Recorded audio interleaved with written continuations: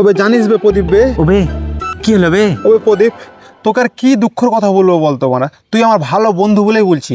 আমার বয়সের বন্ধুগুলা সব আমার বয়স্ক, সবাই বিয়ে হলো। সুজনের বিয়ে হলো, এদিকে সৌরভ বিয়ে হলো, এদিকে আমার থেকে ছোট টোটনা পটলাটা ওরা বিয়ে হলো, ওর একটা ছেলেও হয়ে গেছে বে, তারপর ভালোবেসে বিয়ে হয়েছে। আর আমি সালে একটা মেয়ে পটা দিয়েছি, একটা মেয়ে দিকে তাকাচ্ছি, এরকম করে তাকাচ্ছি, মিস মাইল দিয়েছি, মেয়ে ছেলে বলছে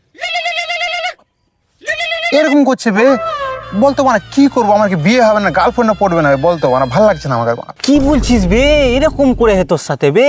ও বে হ্যাঁ বে, সালা আমার কি কোনো গার্লফ্রেন্ড টার্লফ্রেন্ড পড়বে না বে? আমার কপালে কি আছে বুঝতে পারছি না বে, আমার কি সমস্যা বুঝতেও পারছি না। আমি কি খুবই দেখতে খারাপ বলতো?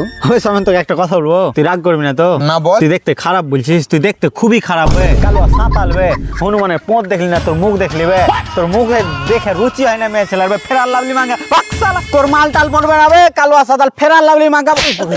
মারিস না দেখ ভাই, মারিস না, ই আর কি করছি ভাই, মারিস না।